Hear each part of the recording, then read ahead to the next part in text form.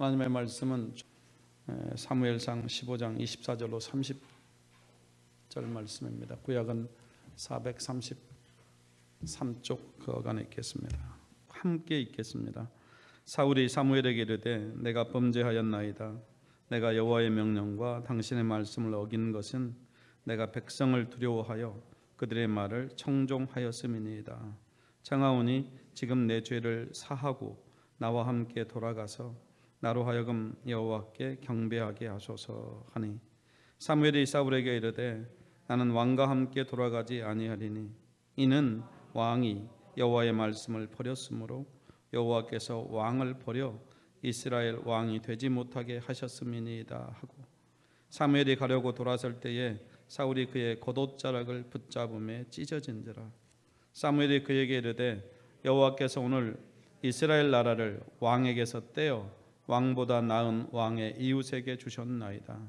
이스라엘의 지존자는 거짓이나 변개함이 없으시니 그는 사람이 아니심으로 결코 변개하지 않으심이니이다 하니 사울이 이르되 내가 범죄하였을지라도 이제 청하옵나니 내 백성의 장로들 앞과 이스라엘 앞에서 나를 높이사 나와 함께 돌아가서 내가 당신의 하나님 여호와께 경배하게 하소서 하더라. 아멘. 사람은 저마다 사랑을 갈망하는 존재입니다. 사람만은 아닌 것 같아요. 이 세상에 살아있는 모든 생명체들이 사랑을 갈구하죠. 동물도 그렇고 심지어는 식물도 그렇습니다. 인간은 관심과 인정과 사랑을 필요로 하는 존재입니다. 저는 시인 김춘수의 꽃이라는 시를 개인적으로 좋아합니다. 이 꽃이라는 시에서 이런 그 구절이 나오죠. 내가 그의 이름을 불러주기 전에는 전문을 제가 읽어드리겠습니다. 그는 다만 하나의 몸짓에 지나지 않았다. 내가 그의 이름을 불러주었을 때 그는 나에게로 와서 꽃이 되었다. 내가 그의 이름을 불러준 것처럼 나의 이 빛깔과 향기에 알맞은 누가 나의 이름을 불러다오. 그에게로 가서 나도 그의 꽃이 되고 싶다. 우리들은 모두 무엇이 되고 싶다. 너는 나에게, 나는 너에게 잊혀지지 않는 하나의 눈짓이 되고 싶다. 특별히 나의 이 빛깔과 향기에 알맞은 누가 나의 이름을 불러다오. 우리들은 무엇이 되고 싶다라고 노래한 시인의 마음을 조금은 알 것 같습니다. 인정받을 때 우리는 필요한 존재라는 생각을 갖게 되죠. 나를 알아주는 사람을 위해서 죽도록 충성합니다. 나를 인정해주고 사랑해주고 알아주는 그 누군가를 위해서 우리는 심지어 우리 생명도 조금도 귀한 것으로 여기지 않는 존재입니다. 그 누군가를 위해서, 그런데 성경은 하나님이 우리를 이처럼 아신다고 말씀하시죠. 오늘은 교회가 어린이 주일로 지키는 주일입니다. 어린이에게 가장 중요한 것이 있다면 아마 사랑일 것입니다. 내가 너를 사랑해 라고 하는 이 메시지만 아이들의 마음에 전달할 수 있으면 이 아이는 세상을 이길 힘을 얻게 될 것입니다. 여러분이 좋은 스펙 쌓아주지 않아도 이 아이의 심장에 부모가 자녀를 향해서 나는 너를 사랑해, 이게 귀에 들리는 소리가 아니라 마음에 내려앉으면 이 아이는 어떤 세상 속에서도 살아남습니다. 그런데 나보다 너를 더 사랑하는 분이 계셔. 그분이 예수님이야. 이 메시지를 아이의 마음에 전달할 수만 있다면, 이 메시지가 아이의 마음에 새겨줄 수 있다면 이 아이는 인생을 두려워하지 않고 나침판을 내장한 인생으로 살게 될 것이 분명합니다. 이게 성경의 말씀이기 때문이죠. 그래서 여러분 쉐마라고 하는 신명기 6장 4절로 9절에 보면 어린아이들에게 하나님의 말씀을 그들의 신비에 새기고 손목에 그리고 이마에 띠를 띠고 그렇게 말씀과 가까이 지내도록 권면하고 있습니다. 학자들은 갓난아기들이 무의식적으로 엄마나 아빠의 얼굴을 본인의 생존과 연결시킨다고 말합니다. 아마 여러분 아이들에게 까꿍놀이 많이 해봤을 거예요. 까꿍 어떻게 하는 거죠? 얼굴을 보여줬다가 숨기는 거죠. 그리고 다시 까꿍 하면 아이들이 그렇게 좋아합니다. 왜 그렇습니까? 까르까르까르 그래요. 처음에 얼굴이 사라지면 두려워하죠. 그런데 그 얼굴이 곧 나타나면 안정감을 찾습니다. 반복되면요, 아이들이 무척 좋아하죠. 갓난아기들은 아이들에게 필요들이 많이 있지만 다른 어떤 필요보다도 이 부모의 얼굴, 익숙한 사람의 얼굴이 중요한 이유입니다. 아이들은 엄마의 얼굴이 보여야 삽니다.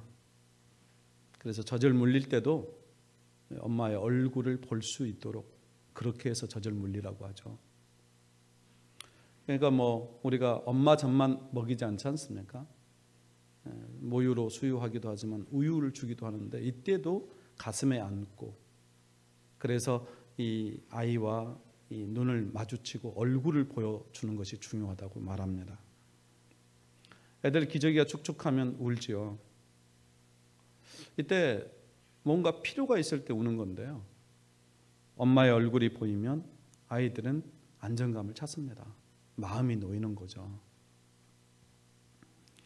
말하기 이전에 아이들에게 언어는 우는 겁니다. 그래서 우는 게 여러 종류 이유예요. 물론 아파서 울 때가 있습니다. 우는 소리가 다르다 그러죠. 필요가 있을 때도 웁니다. 그러니까 배가 고프다든지 해도 울어요. 또 기저귀가 축축할 때도 볼일을 보면 어떤 아이들은 웁니다. 대부분의 아이들은 울게 되어 있어요. 근데 이거를 반응하지 않으면 아이들도 적응하죠. 필요한 일이 있을 때 아이들은 이게 우는데요, 이때 엄마의 얼굴이, 익숙한 사람의 얼굴이 나타나지 않으면 이때 아이들은 거절감을 느낀다고 합니다. 전문가들의 얘기예요. 엄마의 얼굴이 나타나면 내가 인정받고 있다, 사랑받고 있다고 느낀답니다. 이거는 무의식적인 일이기 때문에 아이들의 그 의식이 충분히 발달되지 않아도 아이들은 그렇게 느끼는 것이죠. 인간은 갓난아기 때부터 사랑을 갈구하는 존재로 태어났다는 것이죠. 그런데 이 얼굴에 대한 갈망은 어린아이에게만 있는 것은 아닙니다. 어른이 되어서도 마찬가지입니다. 어른에게도 얼굴은 대단히 중요합니다. 인간은 완전한 존재가 아니라 필요를 가진 존재인 거죠. 때문에 어른이 되어도 인정받고 싶고 결핍으로부터 자유하고 싶은 그런 욕구가 있습니다. 얼굴을 대면하여 보고 싶은 얼굴에 대한 그리움이 어른들에게도 있는 것이죠. 여러분, 얼굴이라는 그 노래가 있죠. 동그라미 그리려다 무심코 그린 얼굴. 제가 어제 설교 준비하면서요, 이 노래를 한번 이렇게 찾아봤어요. 누가 불렀는지.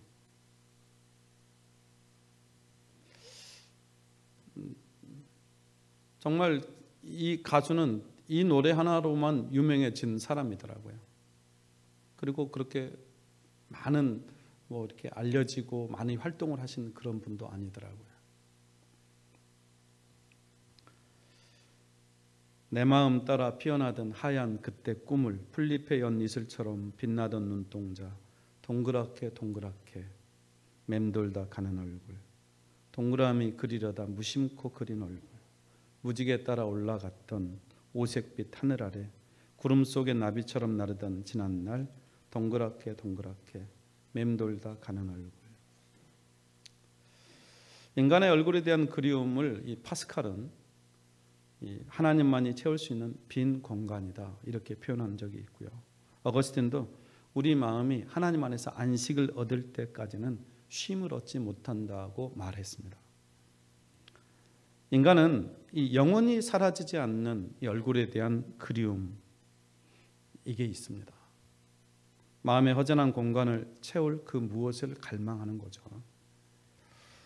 인간이 특별히 사람의 인정, 사람에게서 인정받는 것에 무척이나 목말라 합니다. 인정받고 싶어 해요. 우리가 다른 사람의 시선과 평가와 인정에 민감한 까닭은 심리학자들은 이 얼굴에 대한 근원적인 그리움이 있기 때문이다 라고 말합니다. 채울 수 없는 빈 공간이 우리 안에 내재되어 있기 때문이라는 것이죠. 하지만 심각한 문제가 뭐냐, 얼굴에 대한 그리움이 사실은 영혼을 사모하는 마음에서 출발된 것이라는 사실이 우리들이 잘 모르고 있다는 겁니다. 이게 우리 영혼이 하나님을 찾는 것이죠. 우리가 온전하면 하나님을 찾을 일이 없습니다. 또 하나님이 영이 우리 안에 있지 않으면 하나님을 찾을 길이 없겠죠. 하지만 흙덩이로 만든 우리에게 하나님이 생기를 불어넣어서 생명이 된 존재가 우리 인간이기 때문에 인간은 근원적으로 하나님을 찾는 것입니다. 그런데 하나님을 찾는 마음을 회방하는 게 있죠. 그게 바로 죄성입니다.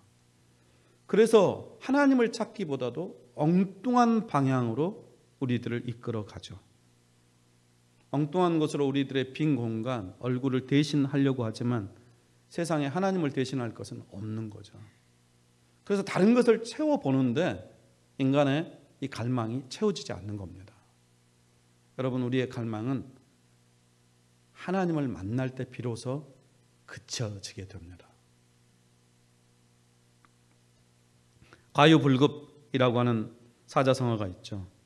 지나친 것은 미치지 못한 것이나 다름없다, 그런 뜻입니다. 선도 좋은 것이지만 지나치면 선이 되지 못하고 악이 될 수 있습니다. 사람에게는 건강한 자존감 중요하죠. 심리적으로 인정받는 거 대단히 중요합니다. 하지만 이게 지나치면 위험합니다. 여러분, 무엇이든 지나친 것은 좋지 않아요. 오늘 본문에 등장하는 사울, 이스라엘의 첫 번째 왕입니다. 하나님께서 기름 부어 세운 왕이었습니다. 사무엘, 오늘 우리가 지금 15장 24절로 30절 읽고 있지만 15장 전체를 이렇게 들여다보면요, 15장 11절에서 하나님이 이 사울을 왕 삼으신 것을 후회합니다. 물론 이 인생은 하나님이 우리 인생이 아니기 때문에 후회한다는 표현은 이 일을 잘못했네 라고 하는 그런 뜻은 아니죠. 사울의 죄 때문에 가슴 아파하시는 하나님의 심정을 그렇게 표현한 것입니다. 왜 하나님은 사울을 왕으로 세웠던 것을 후회했던 걸까요? 여러분, 왕이란 백성의 대표입니다. 동시에 백성들과 신하들의 평가를 받죠. 왕이 절대적인 권력이 있습니다. 하지만 그럼에도 불구하고 왕이 백성들의 신임을 얻는 것은 대단히 중요합니다. 여러분, 정치가들이 이미지 메이킹 얼마나 중요합니까?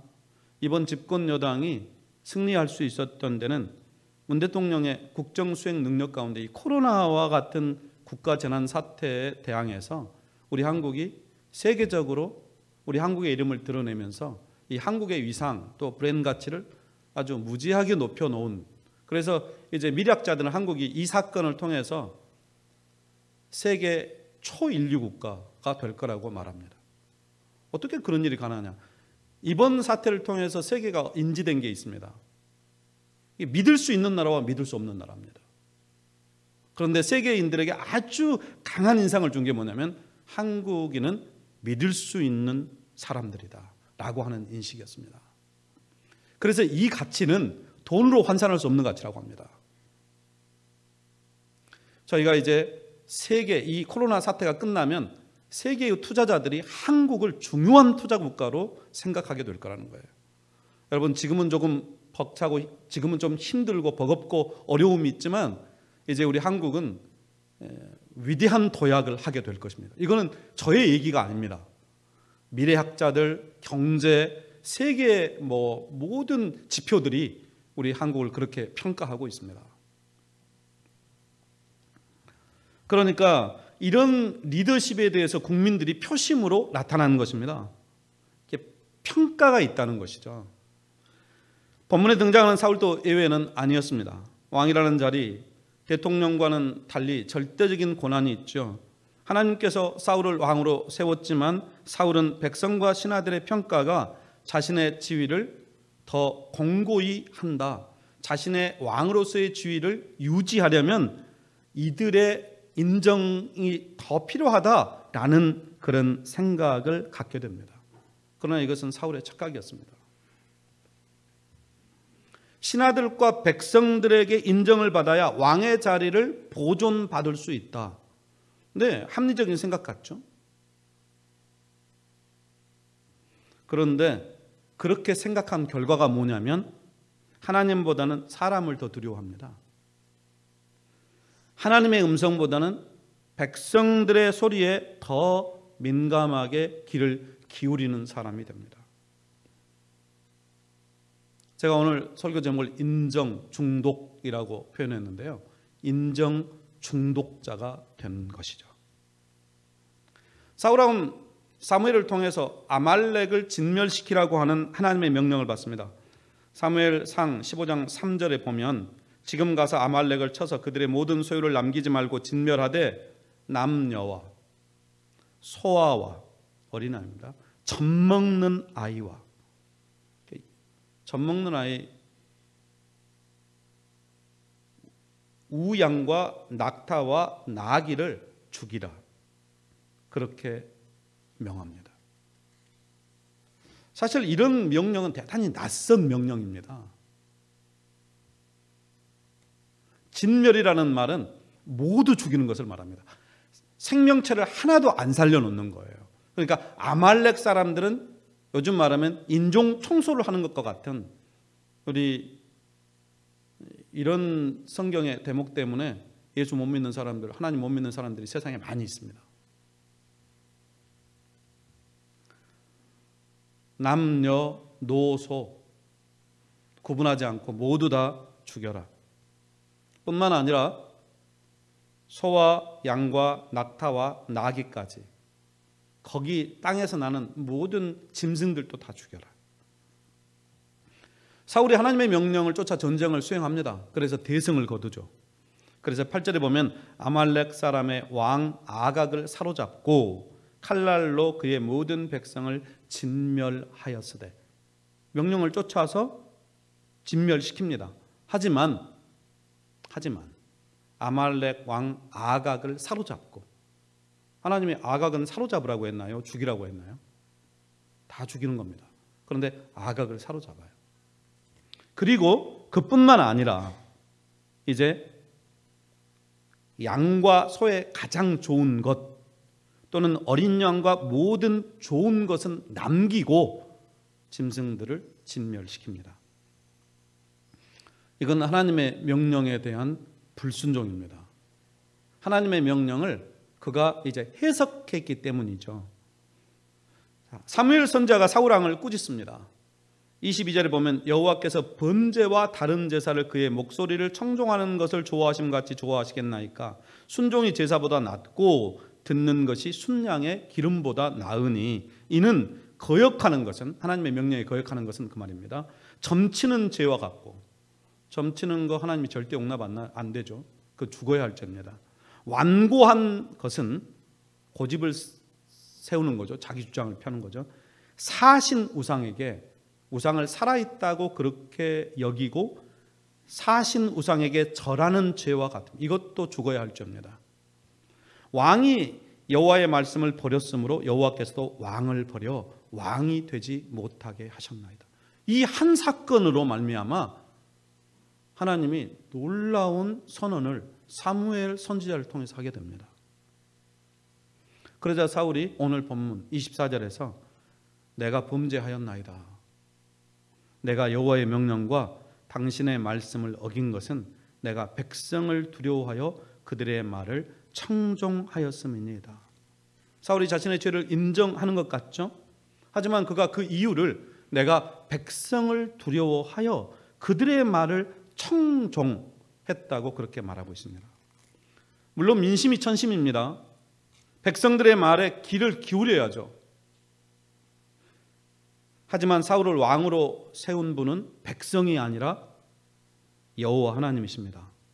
백성을 두려워하는 마음 귀하죠. 사람들의 시선 중요합니다. 하지만 유다 왕은 무엇보다도 하나님을 두려워할 줄 알아야 합니다. 사랑하는 우리 신수교회 성도 여러분, 하나님을 두려워할 줄 아는 그런 성도들 되시기를 주님의 이름으로 축복합니다. 우리 자녀들이, 제가 오늘 말씀을 시작하면서 나보다 너를 더 사랑하는 분이 계셔, 그분이 하나님이셔, 그분이 예수님이야 라고 하는 이 메시지만 아이들의 심장에 내장시킬 수만 있으면 그 아이는 어디다 내놔도 하나님의 백성으로 삽니다. 여러분, 이 사실은 하나님의 음성을 귀 기울이면서 하나님을 두려워할 줄 아는 사람으로 살게 된다는 뜻입니다. 여기 다 계시니까 여러분들도 하나님을 두려워한다고 생각하시죠. 하지만 여러분들이 무엇에 더 일찍 반응하는지 진실로 보셔야만 합니다. 사람을 두려워할 때가 훨씬 더 많습니다. 정말 여러분에게 축복합니다. 하나님을 두려워하는 사람으로 사십시오. 자녀들에게 이 하나님을 의지하는 백성으로 살아가라, 이것이 우리의 소원이라면 먼저 우리들이 하나님을 의지하는 사람으로 살아야 하는 것입니다.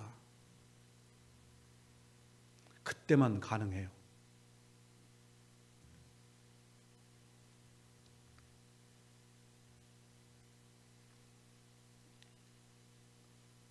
백성들의 평가, 백성들로부터 인정받는 것, 왜 중요하지 않겠습니까? 하지만 하나님보다 백성을 더 두려워해서 하나님의 말씀보다 그들의 소리에 귀를 기울인 결과가 무엇입니까? 26절입니다. 26절 같이 한번 읽겠습니다. 26절.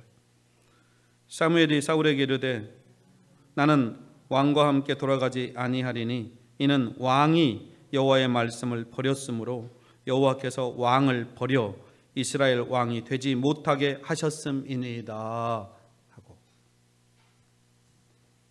하나님보다 백성을 두려워한 결과, 하나님의 음성보다 백성의 소리를 더 귀를 기울인 결과가 무엇이었느냐? 하나님으로부터 버림받습니다. 너무나 놀라운 얘기죠. 정말 간이 뚝, 요즘에 심쿵이 아닙니다. 심장이 떨어져 버리는 소리였을 거예요. 그러니까 사울이 사무엘의 옷자락을 붙잡았다 그랬습니다. 그 심정이 얼마나 절박했으면 사무엘의 옷이 찢어질 만큼 옷자락을 붙잡은 거예요. 그리고 간청하죠. 그가 간청한 내용이 30절입니다. 같이 한번 읽겠습니다. 30절. 같이 읽습니다. 사울이 이르되 내가 범죄하였을지라도 이제 청하옵나니 내 백성의 장로들 앞과 이스라엘 앞에서 나를 높이사 나와 함께 돌아가서 내가 당신의 하나님 여호와께 경배하게 하소서 하더라. 이게 뭐죠? 지금 절박한 순간입니다. 절박한 순간이에요. 벼랑에 서 있는 것입니다. 그런데 그가 이 벼랑에 서서 뭐라고 고백하고 있는 것입니까?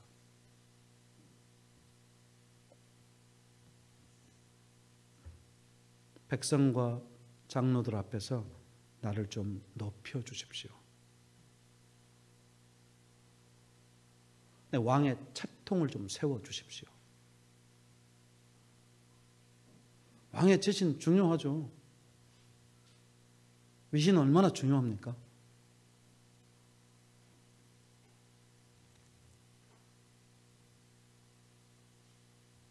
문제는 그것만 아닙니다. 내가 당신의 하나님 여호와께. 그 여호와는 사울에게 어떤 분인데요? 여러분, 하나님을 고백할 때 김재봉이의 하나님 이렇게 고백하십니까?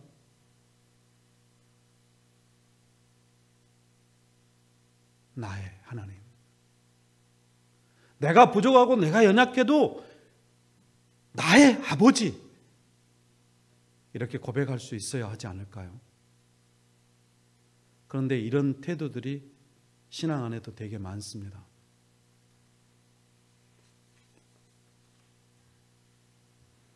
사울은 왜 하나님을 나의 하나님이라고 고백하지 못했던 걸까요? 사울에게 중요한 것은 그 순간에도 백성들에게 인정받는 왕 되는 것이요. 지금 하나님이 당신을 버렸다고 선언하고 있는데도 그 순간에도 내가 백성들에게 인정받는 왕 되는 것이 더 중요했어요. 중독입니다. 사울만이 이런 문제를 가지고 있을까요?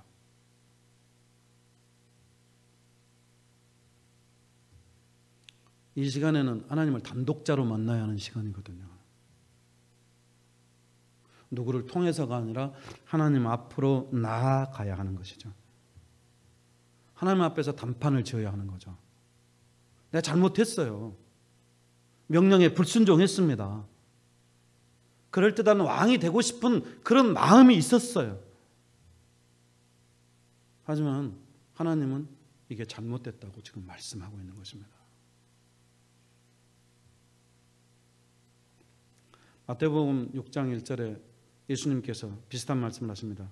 사람에게 보이려고 그들 앞에서 너의 의를 행하지 않도록 주의해라. 메시지 성경은 이것을 이렇게 번역했습니다. 너희가 선한 일을 하려고 할 때 그것이 연극이 되지 않도록 특히 조심해라. 연극하지 마라. 연기하지 마라. 그러므로 구제할 때 외식하는 자가 사람에게 영광을 받으려고 회당과 거리에서 하는 것 같이 너희 앞에 나팔을 불지 마라. 너는 구제할 때 오른손이 하는 것을 왼손이 모르게 하여 내 구제함을 은밀하게 하라. 은밀한 중에 보시는 너희 아버지께서 갚으시되 또 너희는 기도할 때에 외식하는 자와 같이 하지 말라. 그들은 사람에게 보이려고 회당과 큰 거리 어귀에 서서 기도하기를 좋아하느니라. 구제와 기도, 영적인 신앙 행위입니다. 그런데 이 영적인 신앙 행위를 사람들에게 보이려고, 남에게 인정받으려고, 사람에게 칭찬받으려고 하는 것이면 이거는 위선이요, 위선의 정도가 아니라 위험한 일이다. 중독이다. 중독이다. 그렇게 말씀하신 것이죠. 사울왕은 이 사무엘에게서 이 청천벽력과 같은 얘기를 들었을 때 그는 그 자리에서 꼬꾸라뜨려서 옷을 찢고 죄를 뒤집어 쓰고 하나님 앞에서 회개했어야 합니다. 그런데 그 기회보다는 정말 왜 그러십니까? 저 좀 제 입장 좀 생각해 주세요. 제가 이 나라의 왕 아닙니까? 그러니 제 체면을 좀 세워 주셔야죠. 이러고 있었다는 거죠. 여러분 이런 식으로 하나님과 딜할 때가 많이 있지 않습니까?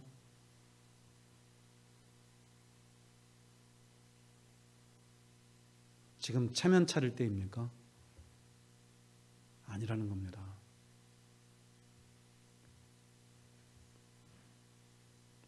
그는 왕 자리를 지키기 위해서 하나님보다는 사람을 그 순간에도 선택한 것입니다.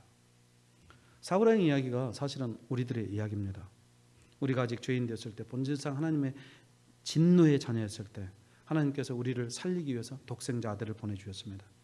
예수께서 우리를 위해서 십자가에서 죽으시죠. 그래서 단절된 하나님과 관계를 회복시켜 주셨습니다.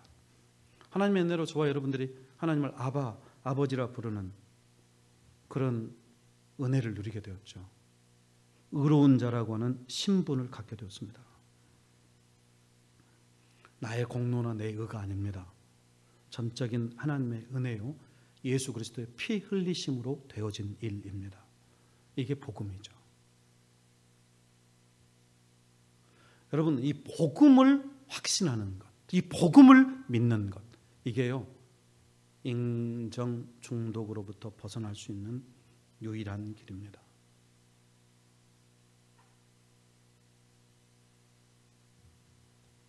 복음을 받아들이면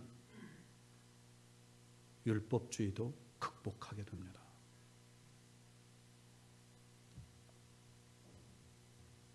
우리가 하나님께 인정받고 있다는 사실을 믿으면 사실은 마음 편하게 살 수 있습니다. 불안, 다른 사람의 시선 이런 것들이 얽매이지 않아요. 왜 성공해야 합니까? 왜 돈 많이 벌어야 되는데요? 혹시 사람들한테 인정받기 위해서 아닙니까?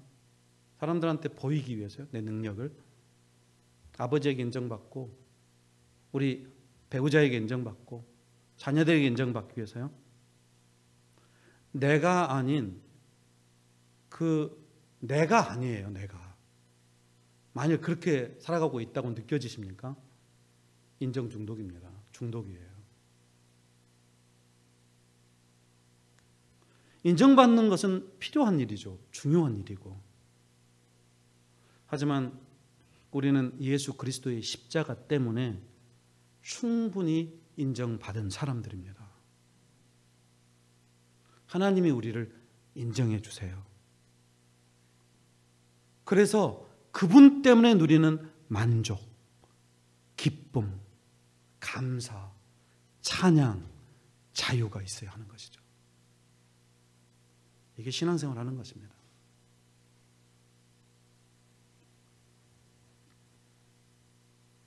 여러분, 중독 현상이 무엇인지는 이미 설명해 드렸기 때문에 내가 지금 사람한테 주려 있으면 여러분 십자가로 돌아오시기를 주님의 이름으로 권면합니다.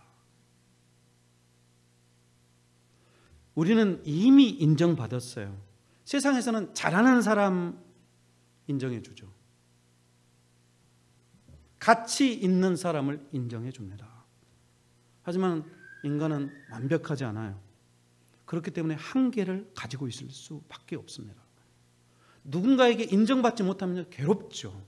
하지만 그때 그 인정받지 못해서 괴로운 시간이야말로 이제 내 자신을 하나님의 시선으로 바라볼 수 있는 그런 좋은 때라고 하는 것을 여러분 아셔야만 합니다.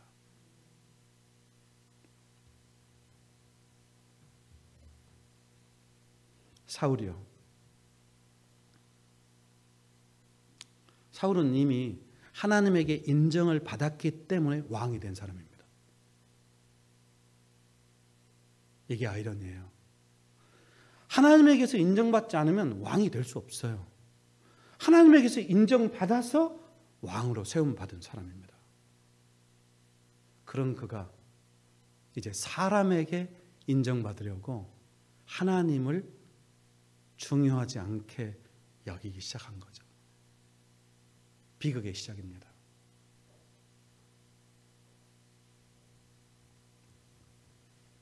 시편 31편 16절에 시편 기자 이렇게 기도합니다. 주의 얼굴을 주의 종에게 비추시고 주의 사랑하심으로 나를 구원하소서. 새 번역은 주님의 환한 얼굴로 주님의 종을 비추어 주십시오.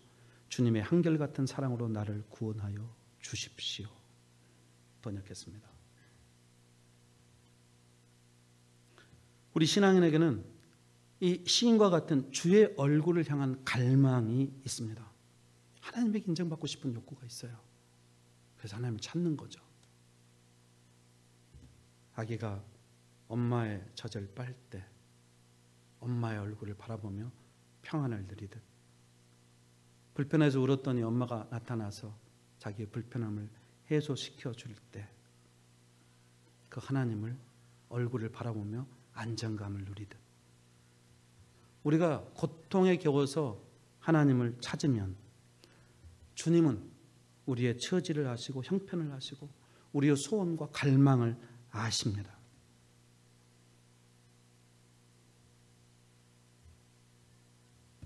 그분이 우리 생에 함께하는 한 두려움이나 부족함이 없죠.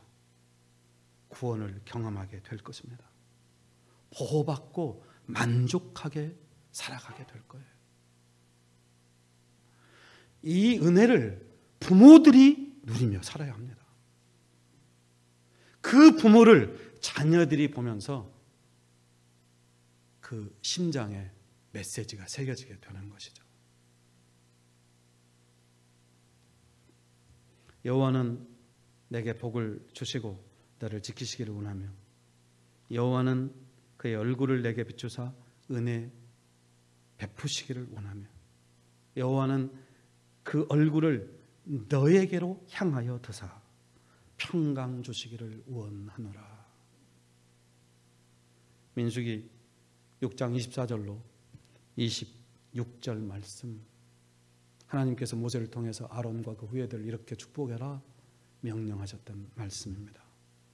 여호와를 구하는 자마다 이 약속된 복을 누리면서 이 땅에서 사는 삶이 가슴 벅찬 삶이 되기를 주님의 이름으로 축복합니다.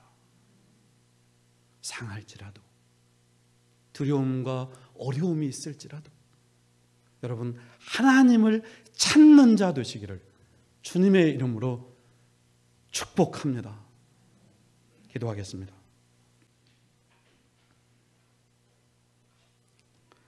누군가의 인정받으려고 누군가의 칭찬에 목말라 하면서 그렇게 자기 인생을 살아가고 있지는 않으십니까?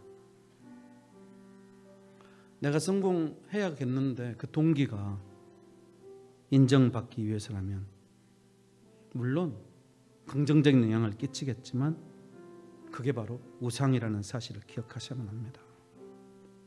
내가 아무리 잘하고 노력해도 우리는 연약한 인간에 불과합니다. 그런데 인정에 목말라 산다면, 그것 때문에 자주 시험에 드는 것이라면 중독인 거죠. 우리는 이미 십자가의 공로와 의와 은혜로 인정받은 자들입니다. 내가 너를 안다. 그분이 나를 택하셨습니다. 그분이 우리를 향해서 너는 내 것이라 말씀하십니다. 주의 자녀로 당당하게 사십시오. 하나님 아버지, 주의 위로와 평강이 임하게 하시옵소서. 주께서 복을 주셔서 지키시기 원하며 주의 얼굴을 베푸사 은혜 베풀어 주시기 원하고 주의 얼굴을 저희에게로 향하여 드셔서 주의 평강이 임하게 하시옵소서. 예수 그리스도 이름으로 기도합니다. 아멘.